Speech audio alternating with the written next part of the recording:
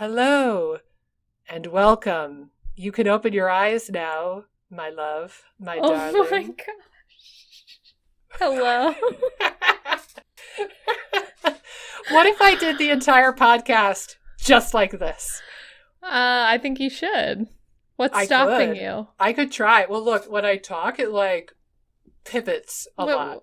What is this? What is this beautiful mustache for? I mean, so first of all, do I need a reason to be this weird? Because no. it's us, and I think we know that we're just weird. But also, I have joked for a long time that I'm the old lady of Instagram. I just discovered Reels. Yeah. Like last week. I know. You've been really making good really use reeling out of it, right? Right. And this is going to be one of my costumes for one of my many brilliant reel ideas.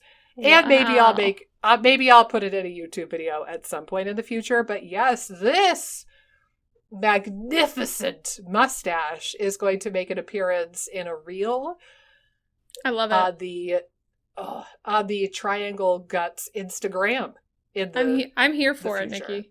Well, you'll have to keep your eyes peeled for this high quality mustache straight off of Amazon.com. Amazon is a very dangerous place, honestly, because you could buy literally anything. Right. And have it shipped with 2-day free shipping. Yeah. But anyway, well, now that I did my intro, Amy did not know that I was wearing that mustache, so that was just, I wanted to get her reaction for the fun shits and I giggles. thought it was going to have something to do with that little sock in the background, your sock puppet. Did I ever tell you what this is for? I think you might have. Okay. It's a bacteria. Is it a fungus or something? Or is it? Okay, yeah. Yes. Yep, this is a yeast. So it's a throwback to Alton Brown's Good Eats. Whenever he mentioned yeast in his videos, for like bread and whatnot, right, he would have these sock puppets pop up and then burp. Yeah. And that would be like them making gas for your bread. Aww. And then I made these and put them in a Candida series that I did on YouTube. And I'm cracking myself up. I think this is hilarious. And I'm waiting to see if anybody gets the reference. I don't think they have. Nope. I also got called out on YouTube recently, as a side note. We will reveal the topic soon, folks. But I recently got called out. Somebody said that it was annoying and unprofessional that I always say link in the doobly-doo down below, and that I should stop saying that.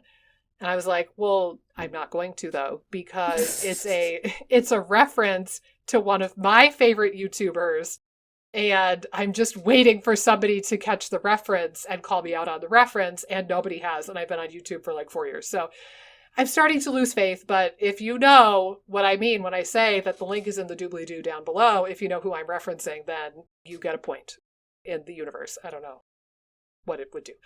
But anyway, moving on. So we are piggybacking today off of our conversation about probiotics and prebiotics, and now we're going to talk about some of those good guys, some of those rad fellers that you want more of in your gut. And we'll talk a little bit about why they're rad fellers and maybe a little bit about what kind of foods they like.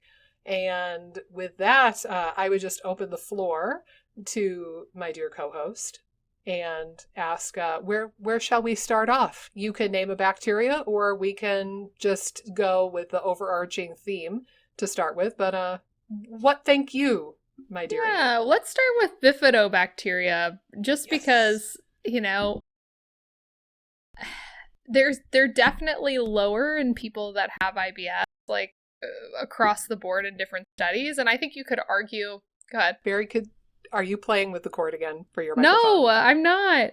Maybe sometimes it was making just a teeny bit of noise. You know what happens sometimes? I think my chair might hit the wire. Ah, maybe. It wasn't bad, but I figured I would cut you off before it gets out of hand. Right. This is better. The further away I can get from the mic, the better. Okay, but continue. So Bifido, low amongst people with IBS, right. Definitely. And just such a pivotal part of having gut lining integrity. So, yeah. It's just such an important bug.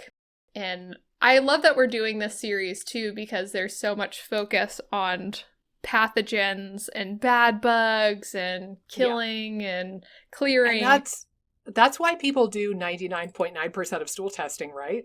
Nobody does a GI map looking at their good bugs. Not really. As a primary focus, you do a GI map because you want to know what bad guys you need to nuke.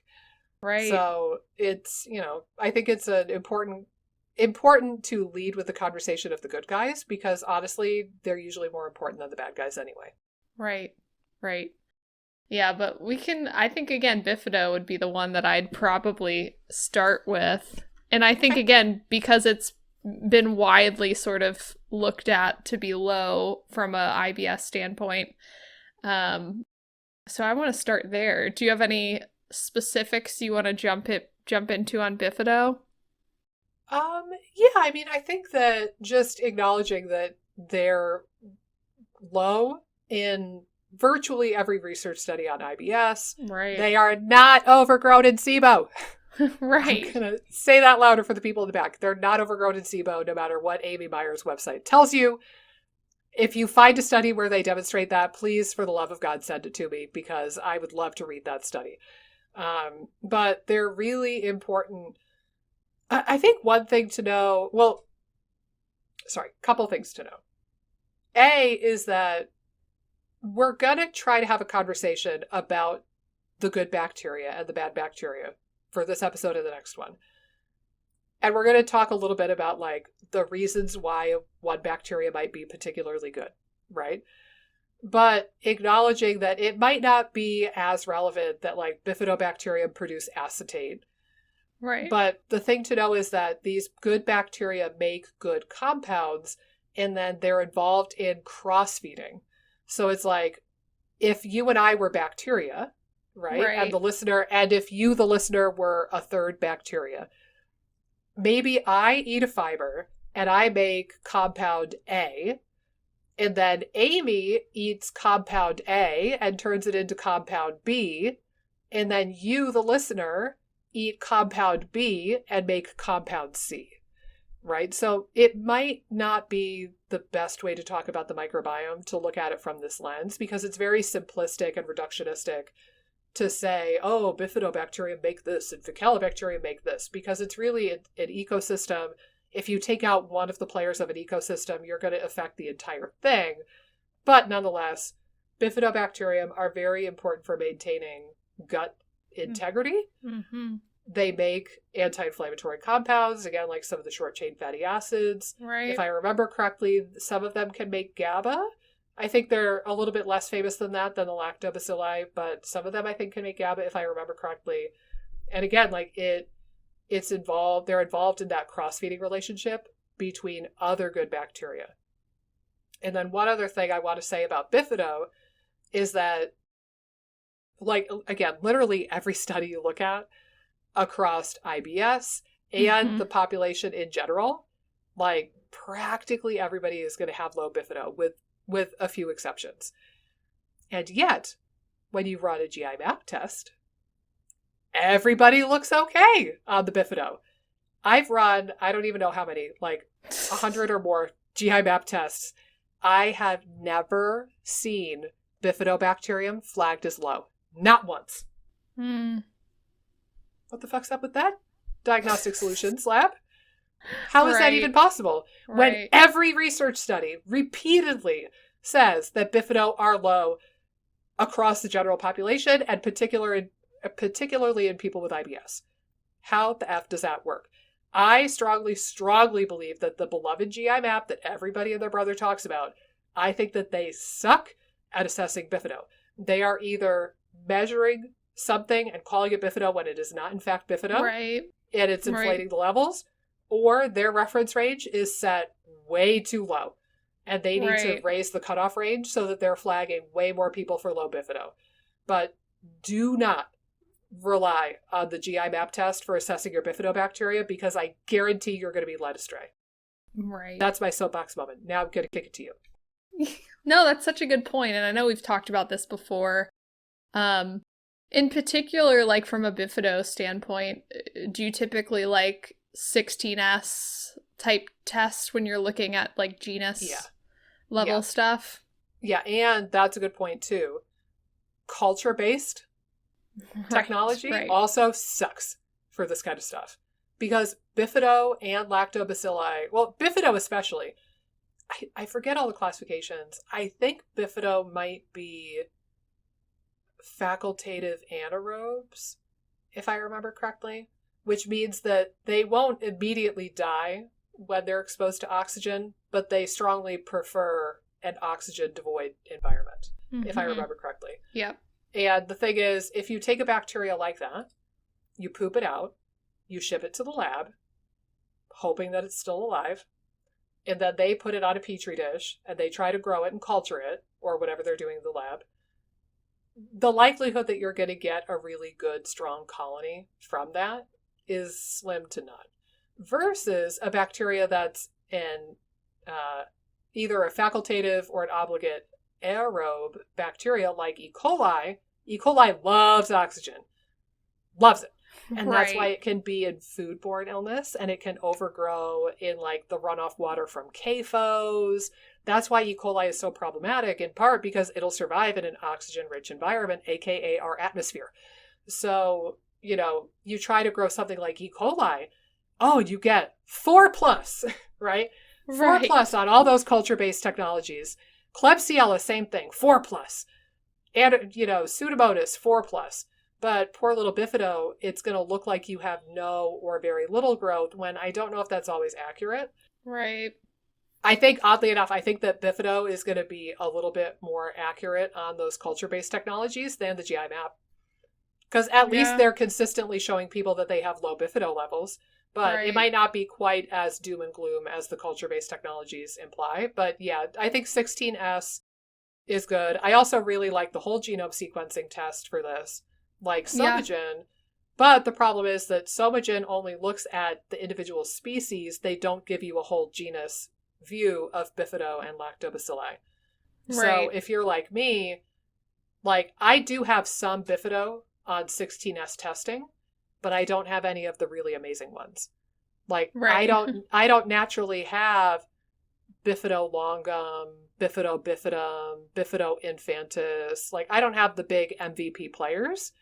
And the analogy that I use with my patients is, it's like you have a football team, but you just don't have the MVPs. Right. Like you don't have Tom Brady, but you have like Bob from Minnesota.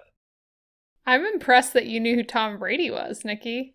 Only because I'm not a sport person, but my dad grew up in New England. He grew up in Maine, and he loves the Patriots. And I realize that's controversial, but that is the one team that he has followed for years and years that he adores. Versus, the man is fickle. When we lived in, so I was born in Connecticut. When we lived in Connecticut, he rooted for UConn. When we lived in central New York, he rooted for Syracuse. When they moved to Boston, he rooted for, I forget, I think maybe BU. I forget which team. When they moved to North Carolina, he started rooting for UNC Chapel Hill. He's fickle as all get out when it comes to college basketball. But pro football, he is 100% Patriots all the way. And we love to give him shit about that, like the Deflate Gate and all that. So that's why I know Tom Brady. But anyway, you know, it's like, you have a football team. It's just the football team is kind of small and not really ripped, and you don't have any of the MVP players. Versus when you see those show up in like the Somagen Gut Biome Plus, it's like, if anything comes back on that, it's like, ooh, you got the good ones. Right. You know? But like, just because a whole genome sequencing test like that comes back with 0 doesn't mean you really have 0 Bifido. So you also have to take it with a slight grain of salt too. So usually I'm assessing it on 16S. Yeah. Right, like you have Tom Brady, which he's like amazing. You know what I mean? Yeah. And it's good to see that. Because admittedly, 16S testing is not ultra specific down to the species level, and certainly not to the strain level. So, you know, you could look at the genus with reasonable certainty and anything above the genus. But if you want that strain specificity, you're going to be better off with whole genome sequencing. So it's like, they have their pros and cons. And that's why I oftentimes will run them together on the same patient, so we get a more complete overview. So, but what have you to say about Bifido? I feel like this took a turn towards the stool testing conversation, which should be a whole other episode entirely, but I think it's worthwhile to mention. Yeah, I mean, I think you hit on the highlights. I mean, the main thing that I also think needs to be mentioned is that Bifido further get depleted when you go low FODMAP. Yes, thank Um, you. so when you're talking about the good guys, they need to be fed, and they get starved when you're on low FODMAP, especially for longer periods of time. So if you want to feed Bifido, I mean, there's certainly some lower FODMAP options that probably feed Bifido too, but going low FODMAP for too long can start to deplete your Bifido.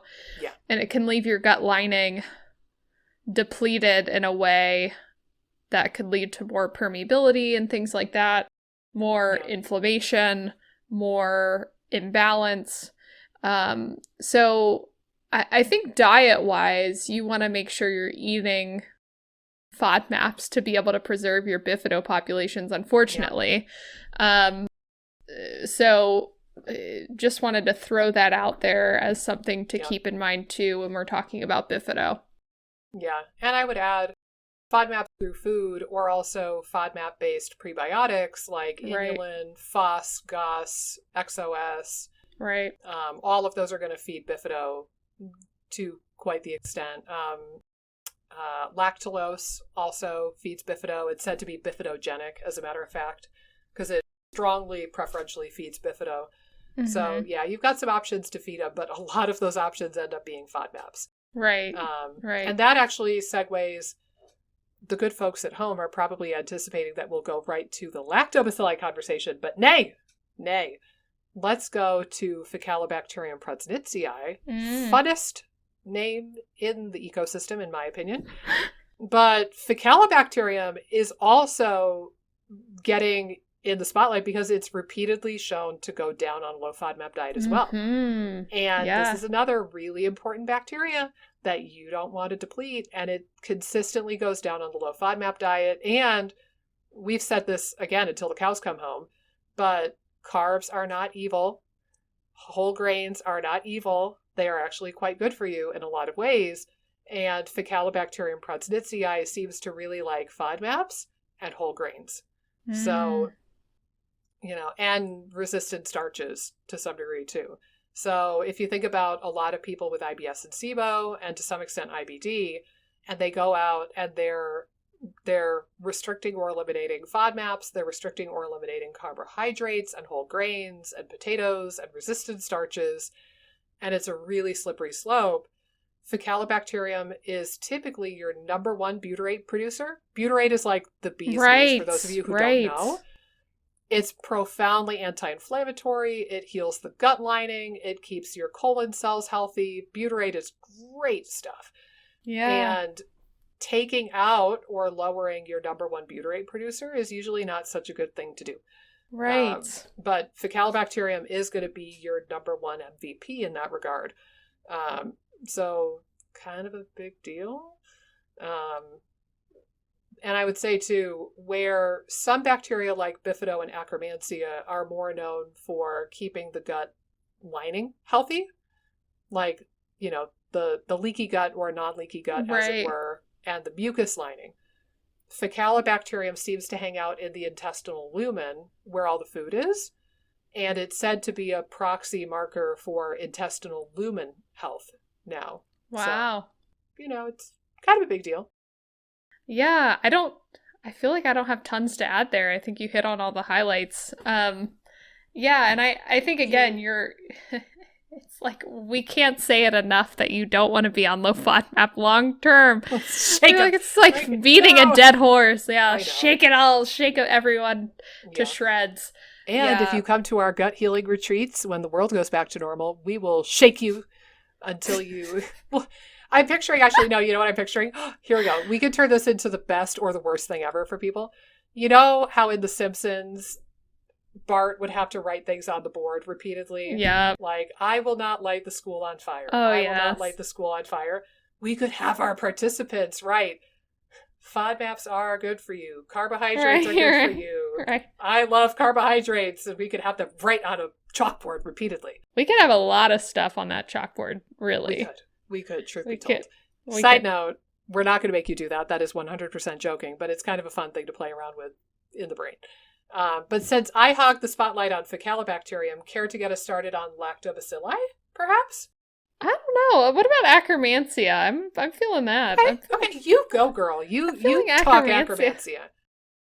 Yeah, I mean, I think from an Akkermansia standpoint, I know we've talked about them probably in the polyphenol episode, but like what you're saying with the Bifido, Akkermansia is super critical for gut lining support, super anti-inflammatory.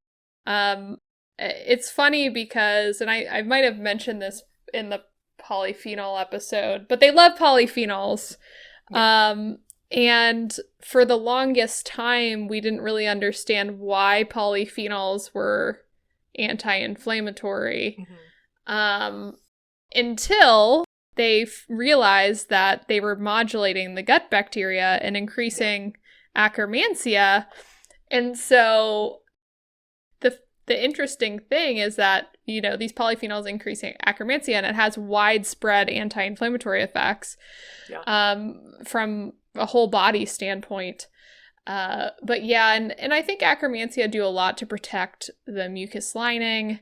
They do a lot to protect the gut lining. I think there's a couple things to consider when you're trying to raise levels. I mean, I definitely think polyphenols are going to be the most and probably the biggest thing dietarily to consider. There's other things too, but I think polyphenols, increasing those can be really helpful. But I think, you know, fasting can be helpful from an Akkermansia standpoint. So meal patterns might play an influence here. I know you had mentioned on the probiotics podcast that I've been sort of keeping an eye on the Akkermansia probiotic, that you could take. I'll be curious because I haven't used it yet. I know I was keeping an eye on it more closely maybe 6 months ago with some of the newer products that might be coming out, but that'll be interesting when that happens, because unlike some of the other bugs like Bifido and Lacto, there's a lot, but Akkermansia, there's like maybe some newer probiotics coming out, but it's not really a widely used probiotic supplement. And it's real expensive. Like, I just really? pulled it up. Yeah, so like the name of it, for those of you who are curious, is called Pendulum. So Pendulum. It's called Pendulum Glucose Control. And it says right here, the only probiotic with Akkermansia, boosts metabolism, helps lower A1C and glucose spikes, because it also, Akkermansia has some really fascinating research with protecting against metabolic syndrome, and probably because of that leaky gut thing, right? Right. Metabolic endotoxemia is going to flame you out and cause metabolic syndrome and insulin resistance. So it's probably via that mechanism. But yeah, the monthly membership, $165 a month. Oh my gosh. If you want to buy one 30-day supply bottle, it's $195. Wow. Them's good probiotics. Right. Well, let's hope so. You know, even Clear Factor 6, I've been like, ooh, this is the expensive one that I carry. I think Clear Factor 6 is like $60 or $65 for a bottle. But at least I think it's a 2-month supply, if I remember correctly.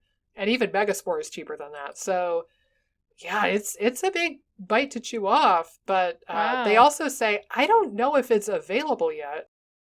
I've kind of noticed this. I'm always confused by the website. I can't tell if it's doing pre-order or if it's actually available, because it says right here, due to high demand, orders will ship in early to mid-September. So has anybody gotten it yet? Or is it just that we're getting really close to the official launch date? They do have some reviews on the website, but I don't know if there was like a pre-launch period or whatnot. I don't know. Right. It's interesting. Yeah, I mean, I think in particular, like what you're talking about, people that are struggling with metabolic endotoxemia type issues, an Akkermansia probiotic could be really interesting, how that affects things. But yeah, I know you talked about too, which I was curious, that maybe there was a study linking more constipation to higher Akkermansia. Do you remember that? Yeah, I don't know if I could pull it up off the top of my head, but yeah, I do think I've seen that. Yeah, I think also I've heard some speculation in like the microbiome kind of community that high levels of Akkermansia can be associated with like mucus lining inflammation and like higher amounts of mucus. Right. I haven't fully wrapped my head around that yet. I have seen that a handful of times. Right. I don't usually take steps to try to specifically suppress Akkermansia. Right. But, you know, if you can feed some other good guys and preferentially crowd it out, I think that's usually a better bet. But yeah, it's, I don't want to muck with it typically, even when I see it high, but it's not super common. I've only seen it high a handful of times. Like truly high. And that's something too. The GI map, I think their range is set way too low for Akkermansia as well. And I see high Akkermansia on the GI map all the time, which I find very suspicious. I've only seen that once or twice or maybe 3 times on 16S testing. And the majority of people have low Akkermansia. So I find it very suspect that GI map is constantly flagging that one as high. I would take that one with another large grain of salt. Yes. I'm glad you brought that up. Yeah. Because I have also seen that trend. Yeah. Yeah, I think, you know, if I remember right too, that movement tends to help with Akkermansia as well. So exercise, like regular exercise, might help increase Akkermansia too. Yeah. Well, and we know that can increase diversity also. Exercise can. So that makes some sense. Yeah. Yeah. So, Akkermansia is... it's a big deal. Yeah, it deserves the spotlight. Yes. Yeah, and I am excited that there's a probiotic now, but it's real expensive. So I haven't recommended it to anybody yet. Not super seriously, but you know, I think that it could be promising for some people. I know for me, like I have lower levels, but I do have Akkermansia. Right. I've only ever seen it truly extinct on a couple of people using 16S testing. And sometimes it'll look extinct on one test, and then we do a repeat test a couple months later, and then it pops up, and it's like, oh, you were there. You were just hiding all along. So I've only seen it come back repeatedly below detectable limit once or twice. So I think most people have some Akkermansia. It's probably just low.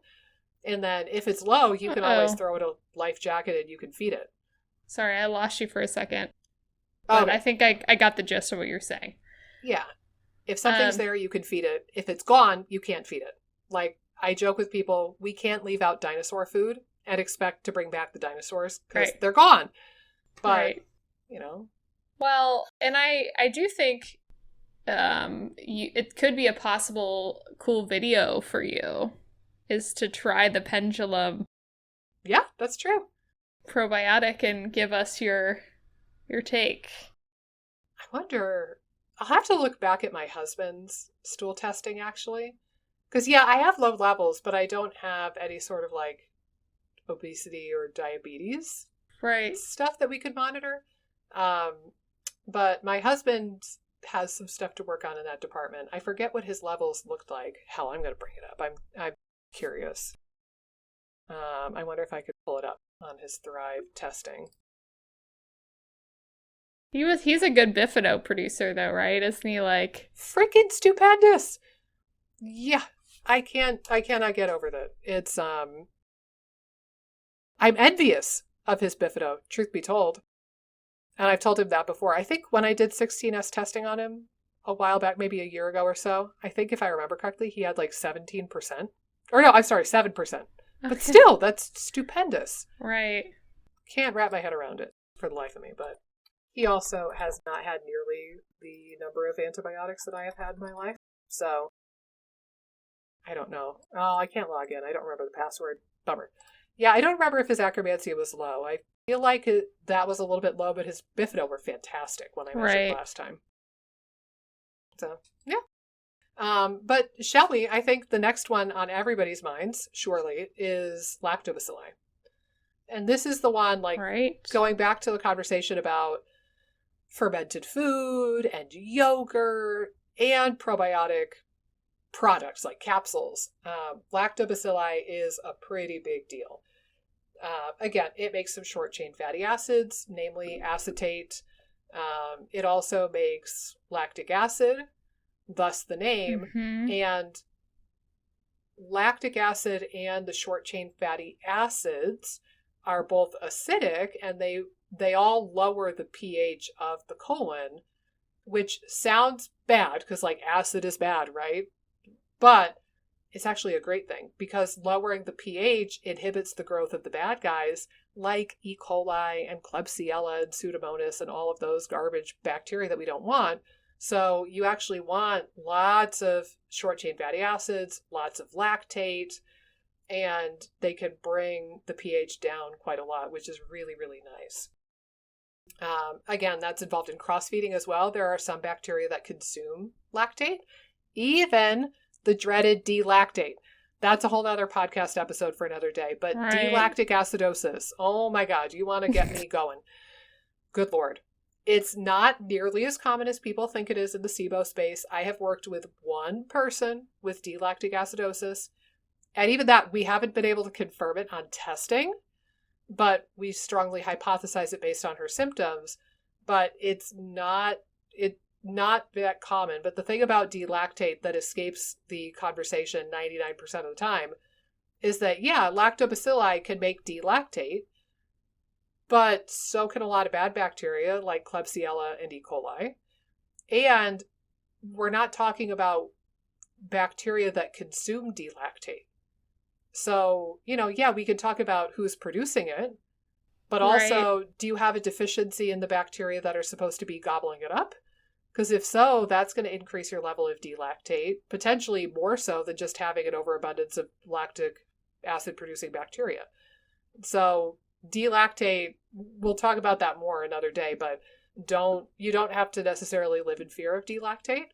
I know that was a very big thing that hit the SIBO community a couple of years ago when that big paper came out. But generally speaking, the lactate that is produced by lactobacilli is going to be very, very good for you. And there's a paper, I could send it to you if you'd like. I don't remember the exact mechanism, but it was something to the effect, it said that lactobacilli opened the door for butyrate. Oh, interesting. Something about lactobacillus. Like for the cells in the gut lining? Let me look quickly. That's interesting. Yeah, so like this, it's research highlight. This is from 2015. I pulled it up. It said lactobacillus. So this was just like a petri dish study. They had colon cells on a plate. But they said that Lactobacillus acidophilus cacao to colon cells lines had increased butyrate uptake and apical expression of MCT1 after treatment of Lactobacillus acidophilus. So when they cultured these colonic cells with Lactobacillus acidophilus, they actually had increased butyrate uptake and increased expression of the receptor for butyrate. Wow. As opposed to the colon cells that did not have Lactobacillus acidophilus. So pretty freaking cool. Not even related to what we would typically call cross-feeding, right? Because like cross-feeding is like, I make a compound that you eat and then you make a compound somebody else eats. But it seems like the presence of the lactobacilli changes the genetic expression of the colon cells so that they are more able to utilize butyrate, which is so cool. Right. But these guys are pretty big deals. Right. And you can get some of them from fermented food and some from yogurt, but sometimes if you want a specific strain, you've got to do an actual probiotic product. Right. And I think, again, like a lot of the popular things that feed lactobacillus are like things like fructooligosaccharides based foods or supplements. So again, like more Fiber and carbs. FODMAPy type things, you know? Yeah. So just something to keep in mind too. Again, you don't want to starve these good guys for long periods of time. Exercise also seems to help with lactobacillus too. Just another kind of lifestyle hack to help raise lactobacilli. But yeah, I think with the common theme with most of these good guys is you don't want to limit your diet for too long. Yeah, agreed. Yeah. I think there was something else I was going to add about lactobacilli, but it escapes me for the moment. I would like to round out this conversation with just one more kind of broad category to think about, which is butyrate producers and short-chain fatty acid producers as a whole cohort. Right. So Faecalibacterium prausnitzii, great bacteria, great guy, big deal, very helpful in this regard. But it's not the only butyrate producer. So you also have things like Eubacterium and Roseburia and Butyrococcus, and there's a lot of different short-chain fatty acid producers. And generally speaking, they all seem to like resistant starch, and they all seem to like complex carbohydrates. Right. Probably FODMAPs also, but honestly, I haven't seen nearly the volume of research studies on other butyrate producers as you do with Faecalibacterium and Bifido. So we're probably going to see some research coming out with regards to the low FODMAP diet and some of these other butyrate producers and short-chain fatty acid producers, but we're just not quite there yet in the research. But Let's hurry it up. Let's hurry it up. I know, chip, chop, chip, right? I know. But like that, here's the thing. Who's going to fund that research, really? Right. Like, Pfizer isn't going to make any money selling a drug to raise Eubacterium anytime soon, probably. So they don't really have a huge financial incentive to do this. We have to wait for more like publicly funded research and like, you know, NIH type stuff instead of privately funded studies. So I think it's just going to be a little bit slow going. But the short chain fatty acid producers are very, very anti-inflammatory and very helpful as a broad cohort. And I would say as a whole, most of them, maybe all of them, I'm trying to think about it, they're all going to belong to the Clostridia group, family. Right. Genus. Damn it, I forget. Not genus, not species, not... Family? Family? Yeah, maybe it's family. I forget. I think family. I always get that hierarchy kind of screwy in my head. Yeah, I do too, so don't trust me. I'm gonna go with family though. I think you're right. Okay. But it's, you know, you've got the big groups, the phylum, like Firmicutes. Right. And then the biggest group within Firmicutes is Clostridia. And then you have the different Clostridia clusters under that. And like Faecalibacterium is a Clostridia species. But I want to make a point of saying this too. Again, the GI map really sucks at this. I don't know what they're doing and what they think they're doing, but I've seen numerous times where, you know, Firmicutes will be at a certain level 1.82 times 10 to the 11th power, right? And then Clostridia shows up as 0. I'm like, what the fuck is that? Like, versus when you look at 16S testing, you'll see that, like, say Firmicutes is 55.2% of the microbiome, and then you'll see that, like, 53% of the microbiome is Clostridia. Right. So the vast majority of the Firmicutes phylum is made up of Clostridia. And it's like, I've seen it so many times on the GI map, and it makes me want to rip my hair out by the roots and just mail it to them. I don't know. But I get so frustrated because I'm like, what do you think you're measuring? Right. What the fuck is happening? And then when I see the number come back with a more believable number, I can't even believe it. Right. I'm like, well, you chuckleheads think you're measuring Clostridia and you're really not. So, be damned if I believe that. So, for what it's worth, I think that Clostridia, when it shows up on GI map, is probably not reliable. And I would add, you see this come up on the organic acids test too, on the OAT. and they have all those Clostridia markers.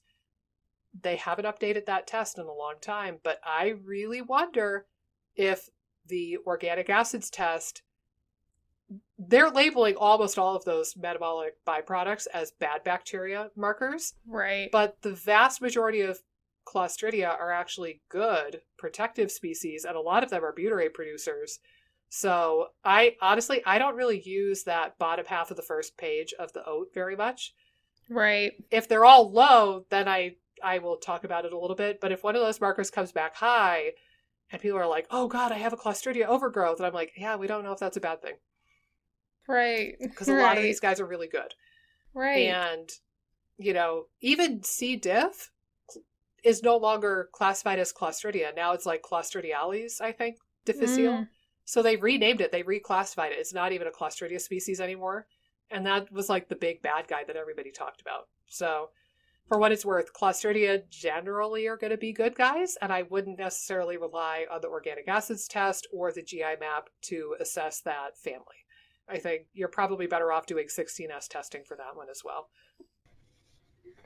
Really great point. I almost said really gate point. I feel like we've been talking when we do these double headers. Like by the end, it's like, but like you can barely speak your words.